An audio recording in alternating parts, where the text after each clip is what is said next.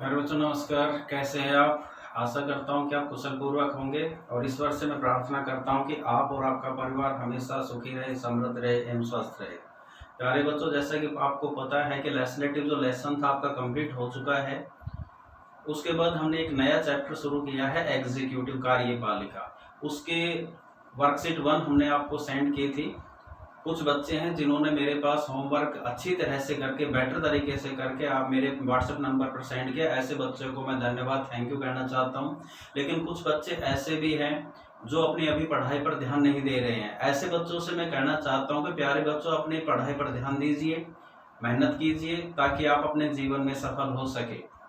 आज जो lesson worksheet 1 जो हमने आपको एग्जीक्यूटिव की आपके पास सेंड की थी, उसका जो सॉल्यूशन है, उसका जो हल है, मैं आज आपके सामने उसको समझा रहा हूं और उसी को मैं आज आपके व्हाट्सएप नंबर पर सेंड करूंगा। आशा करता हूं कि जिन बच्चों ने ये किया है या मेरे पास जिन्होंने बच्चों ने भेजा उन्होंने कुछ गलतियां की है, उन गलतियों को वो सुधारेंगे। और जिन बच्चों ने ये वर्क नहीं किया है, आशा करता हूं कि वो बच्चे इस वर्क को कंप्लीट करके मेरे व्हाट्सएप नंबर पर अवश्य सेंड करेंगे। देखिए, इसका वर्कशीट 1 एग्जीक्यूटिव का जो पहला क्वेश्चन था, who is the head of the state in India. देखिए, head of the state, state का मतलब पॉलिटिकल लैंग्वेज के अंदर कंट्री नेशन होता है, मतलब देश का मुखिया कौन होता है। Who is the head of the state in India. State यहाँ राज्य से नहीं लेते हैं। राज्य का मतलब एडमिनिस्ट्रेशन में पॉलिटिकल साइंस की लैंग्वेज के अंदर कंट्री नेशन को कहा जाता है। तो देश का मुखिया भारत के अंदर कौन है, तो who is the head of the state in India. The president is the head of the state. हमारे देश का मुखिया कौन है, राष्ट्रपति होता है। देश का मुखिया कौन होता है, राष्ट्रपति होता है। तो the president is the head of the state. देश का मुखिया कौन, राष्ट्रपति।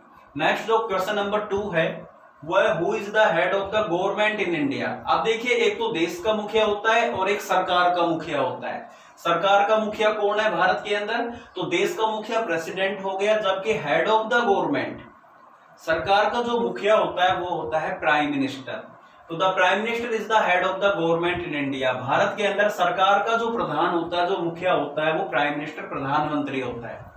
Question number 3, who is the present prime minister of India. ये तो आप सभी को पता है कि श्री नरेंद्र मोदी जी हमारे देश के प्राइम मिनिस्टर है, प्रधानमंत्री है। तो who is the present, present का मतलब वर्तमान में, इस समय हमारे देश के प्रधानमंत्री कौन है, तो Shri Narendra Modi is the prime minister of, present prime minister of India.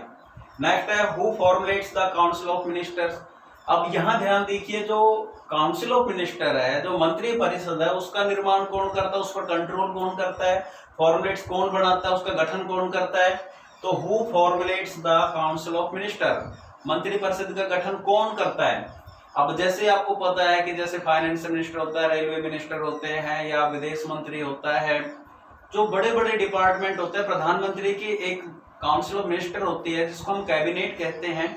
तो कैबिनेट मिनिस्टर्स कई प्रकार के होते हैं, कैबिनेट मिनिस्टर है, स्टेट मिनिस्टर है, डेप्यूटी मिनिस्टर है, और इंडिपेंडेंट स्टेट मिनिस्टर भी होते, इंडिपेंडेंट मिनिस्टर भी होते हैं। तो इस तरह से काउंसिल ऑफ मिनिस्टर का गठन होता है। तो ये काउंसिल ऑफ मिनिस्टर का गठन कौन करता है, तो who formats the council of ministers.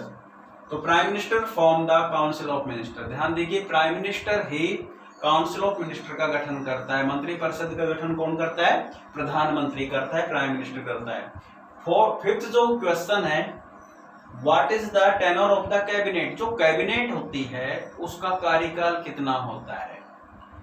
Prime minister के द्वारा जो काउंसिल ऑफ मिनिस्टर होती है, मिनिस्टर के अंदर जो कैबिनेट होती है, कैबिनेट ही इनर विंग कहलाती है। सबसे ताकतवर जो गवर्नमेंट के अंदर होते हैं वो कैबिनेट होती है। तो कैबिनेट का कार्यकाल कितने वर्ष का होता है, तो the tenure of the cabinet is 5 years। Cabinet का जो कार्यकाल है कितने वर्ष का होता है, 5 वर्षों का होता है। But it can be removed earlier, लेकिन इसको पहले भी रिमूव किया जा सकता है। जरूर नहीं है वो 5 वर्ष हो, 5 वर्ष से पहले भी कैबिनेट को हटाया जा सकता है बाय द प्रेसिडेंट। किसके द्वारा, राष्ट्रपति के द्वारा। 5 वर्ष का कार्यकाल पूरे होने से पहले भी कैबिनेट को रिमूव किया जा सकता है। If it is losses majority in the parliament. कब, जब संसद में उन्होंने बहुमत खो दिया है, तो कैबिनेट को पहले भी रिमूव किया जा सकता है, किसके द्वारा? राष्ट्रपति के द्वारा। नेक्स्ट है हु अपॉइंट द मिनिस्टर्स, मंत्रियों को नियुक्त कौन करता, अपॉइंट कौन करता है? भाई कोई रेलवे मिनिस्टर है, कोई फॉरेन मिनिस्टर्स है, या कोई डिफेंस मिनिस्टर है, इस तरह के मिनिस्टर को अपॉइंट कौन करता है? क्यों, कौन ऐसा व्यक्ति है जो मिनिस्टर को डिपार्टमेंट देता है, कौन क्या होगा? तो ये मिनिस्टर्स को अपॉइंट कौन करता है? तो the ministers are appointed by the president. देखो मिनिस्टर को अपॉइंट कौन करता है? राष्ट्रपति करता है, प्रेसिडेंट करता है, on the advice of the prime minister. लेकिन किसकी सलाह पर करता है? प्रधानमंत्री की सलाह से राष्ट्रपति अपॉइंट करता है। किसको? मिनिस्टर को अपॉइंट करता है। जितने भी मंत्री हैं उनको अपॉइंट करने का काम राष्ट्रपति करता है, लेकिन किसकी सलाह से करता है? प्रधानमंत्री की सलाह से करता है, on the advice of the prime minister. Question number 7, what is the collective responsibility? एक सामूहिक उत्तरदायित्व क्या होता है? कलेक्टिव रेस्पॉन्सिबिलिटी क्या होती है? सामूहिक उत्तरदायित्व का मतलब क्या होता है? तो it means that if the vote of no confidence is pass against the one minister, यदि किसी भी एक मिनिस्टर के खिलाफ यदि नो कॉन्फिडेंस, अविश्वास प्रस्ताव पास हो जाता है। देखिए जो काउंसिल ऑफ मिनिस्टर्स होती है उसके अंदर यदि एक मिनिस्टर के खिलाफ यदि नो कॉन्फिडेंस मोशन यदि पास हो जाता है पार्लियामेंट के अंदर या लोकसभा के अंदर, they all swim and sink together, तो क्या होता है वो? देखिए नो कॉन्फिडेंस, इसमें लोकसभा के अंदर, डेमोक्रेसी के अंदर, पार्लियामेंट फॉर्म ऑफ गवर्नमेंट में क्या होता है? यदि एक मिनिस्टर के खिलाफ यदि कोई अविश्वास पास हो जाता है तो पूरी की पूरी जो मंत्री परिषद है प्रधानमंत्री सहित त्याग पत्र देना पड़ता है। तो कलेक्टिव रेस्पॉन्सिबिलिटी का मतलब होता है कि वो एक साथ तैरते हैं और एक साथ डूबते हैं। ये नहीं कि एक मिनिस्टर के खिलाफ नो कॉन्फिडेंस मोशन पास हो जाता तो केवल वही मिनिस्टर होगा, नहीं, पूरी की पूरी council of minister include prime minister, उनको क्विट करना पड़ता है। तो ये कलेक्टिव रेस्पॉन्सिबिलिटी का मतलब है together they all swim and sink together, वो साथ साथ तैरते हैं और साथ साथ डूबते हैं। जब एक के खिलाफ यदि नो कॉन्फिडेंस मोशन होता है तो सभी को इस्तीफा देना पड़ता है, ये होती है कलेक्टिव रेस्पॉन्सिबिलिटी। नेक्स्ट है what are the types of minister? Minister, मंत्री कितने प्रकार के होते हैं? तो इसमें आप ध्यान देंगे जो मिनिस्टर्स होते हैं उसमें cabinet ministers, minister of state और डेप्यूटी मिनिस्टर। इसमें आप देंगे कैबिनेट मिनिस्टर होता है, एक मिनिस्टर ऑफ, एक राज्य मंत्री होते हैं, एक डेप्यूटी मिनिस्टर होते हैं। तो इसमें आप ध्यान दीजिए मिनिस्टर्स होते हैं कैबिनेट, मिनिस्टर ऑफ स्टेट, राज्य मंत्री और डेप्यूटी मिनिस्टर्स। अब देखिए कैबिनेट मिनिस्टर के अंदर तो top leaders of the party, party के जो टॉप लीडर्स है जिसको बहुत ज्यादा एक्सपीरियंस होता है, अनुभव होता है, उनको कैबिनेट में शामिल किया जाता है। जो लार्ज डिपार्टमेंट, बड़े बड़े जो डिपार्टमेंट है वो कैबिनेट मिनिस्टर को दिए जाते हैं। जबकि मिनिस्टर ऑफ स्टेट एक राज्य मंत्री होते हैं, जो कैबिनेट मिनिस्टर होते हैं उसके अंडर में मिनिस्टर ऑफ स्टेट वर्क करता है, और एक डिप्यूटी मिनिस्टर होते हैं, ये इंडिपेंडेंट मिनिस्टर, स्वतंत्र प्रभार होती है, छोटे मंत्रालय होते हैं, छोटे डिपार्टमेंट होते हैं जिसके अंदर उनको एक स्वतंत्र प्रभार दिया जाता है। जब भी कोई मीटिंग होती है, जब उसको प्राइम मिनिस्टर या कैबिनेट के अंदर बुलाया जाता है तभी वो मीटिंग में पार्टिसिपेट करते हैं, अदरवाइज वो मीटिंग में पार्टिसिपेट नहीं करते। इसलिए इनको इंडिपेंडेंट मिनिस्टर भी कहा जाता है, स्वतंत्र प्रभार वाले मंत्री भी इनको कहा जाता है। आगे who decide the size of the ministry? अब जो मंत्री परिषद होगी वो कितनी बड़ी होगी, उसको आकार को कौन डिपेंड करेगा? आपने देखा होगा कि बिफोर 91st कॉन्स्टिट्यूशनल अमेंडमेंट जो काउंसिल ऑफ मिनिस्टर होती थी वो बहुत बड़ी होती थी, तो सरकार को उनको बहुत ज्यादा खर्चा उठाना पड़ता था।